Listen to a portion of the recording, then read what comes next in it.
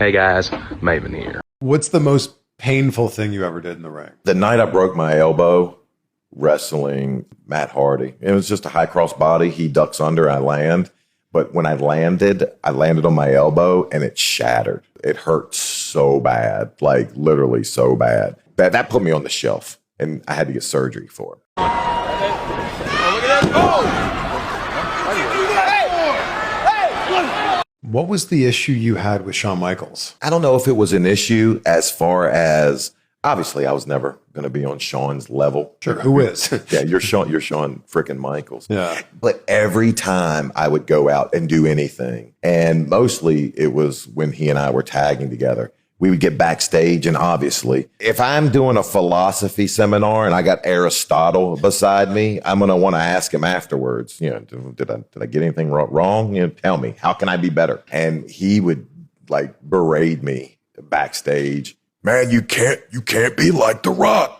Everything you try to do looks like you're trying to be like The Rock. If it was subconscious. We idolize people, so we then emulate people. He shook my hand because he had to, not because he wanted to. I can't believe that you put out that video about Shelton Benjamin talking about His penis? The most gifted wrestler I can ever remember was Shelton Benjamin. You're welcome, Shelton. Like, I did him a favor. Shelton is the only guy I've ever asked. I was like, dude, man, have you ever, went to be with a girl and her turn you down because it's just too big? And he went, yeah, 3. And I was like, man, I was actually kidding. Man, I did him a favor. Yeah, you're welcome, Shelton.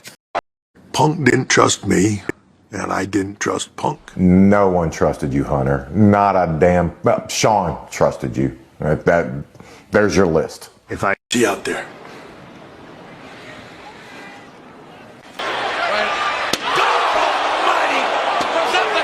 Wrestling Jericho, he kicks me in the solar plexus. Every bit of air left my body. Then he puts me in the walls. He sits back, and we had it. He was like, I'm going to sit down, be reaching for the ropes, sell because you're going to be this close.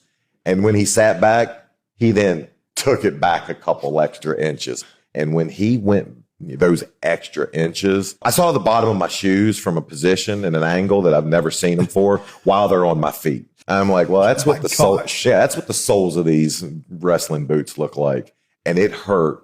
Like, you'd literally see me give up on life. I wanted to be out of it so bad. During my first run in WWE, I was young. I was more interested in in all the things that wrestling gave me rather than all the things I could give wrestling, if that makes sense. Yes. Like, I was more interested in what me and Randy were doing after the shows. I was more interested in, the people that, what can you do for me? Not how can I make the show better? The show, that was an afterthought. Yeah, I'll go out and, wrestle my match. How much money am I going to make in this? And I went about it with the complete wrong mindset. I didn't try to get better. If I could go back and slap young me, I would have been like, get better. Look at these guys that you emulate. You obviously have the talent to be here. Now just put a little bit more into it and actually see what you could pull out of yourself. One of our next videos on steroids. Well, you've been pretty open about it. Why not? With all your videos, actually, with just your career in general, you've been really open about everything. If somebody likes me, outstanding. If they hate me, that's fine. But they're gonna be able to say, Maven's at least honest. I mean, if you look at a picture of me in 2002 and then a picture of me 18 months later, there's a drastic change, and it's pretty obvious of what that change was. I was in a career that's what it took to be at the next level. Did you feel like you had to do steroids? Had to in the form of forced by someone? No. Had to in the form of I wanted to be on TV? Absolutely. The other chair shot you took from Undertaker was the one on the neck. On the throat. That's why he talks so beautifully now. I don't know why we don't see that more. Yeah. Because that's the easiest bump. It looks devastating because he doesn't even slam me down on it. It looks devastating. You told me, you were like, now when you hit, toss it.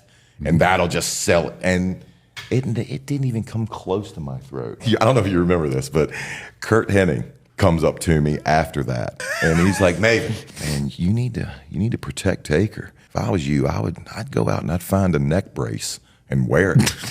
And that's the reaction, because I came to you and I was like, I'll do it if you think I should wear. And you did that exact reaction. You giggled just like that, and you went, "You're all right, kid." Yeah. Kurt was bad, man. He was bad. You can say what you want about Vince McMahon. Vince knew that the everyday family was where his bread was buttered. He knew that in order to create generational fans, he was going to have to make his product accessible on a weekly basis, accessible on a monthly basis at an affordable rate. They're pricing out loyal fans. And it's the one thing, but wrestling isn't the only one doing it. Football's doing it. Baseball's doing it. Yeah. I used to work for the Brooklyn Nets, and they encouraged us to sell to corporations. Don't call families, because they're not the one. Yeah, they're like, our courtside tickets, run 150,000. Regular people don't have that kind of money as disposable income. Corporations do. Yeah. And it's sad. It's sad that we live in that society, but I'm a firm believer that the answer to every question is money. Yeah. I'll turn around and, we'll continue with that shot. All right, here we go. Hey guys, Maven here. Now, I know what you're thinking. Some people believe that Jey Uso was purposely dragging the match, stalling the match. Should it happen? No, it shouldn't. And for the most part, it doesn't. Most guys are professionals, and they realize that in order to make a living, to feed their family, to pay their mortgage, pay their car loans, put their kids through school, you have to do business. And sometimes you might like that business. Other times you might not. Doesn't really matter. You're going to do whatever is asked of you. So I don't know. I know I don't know the Usos. I know their father. So it would shock me if they did that.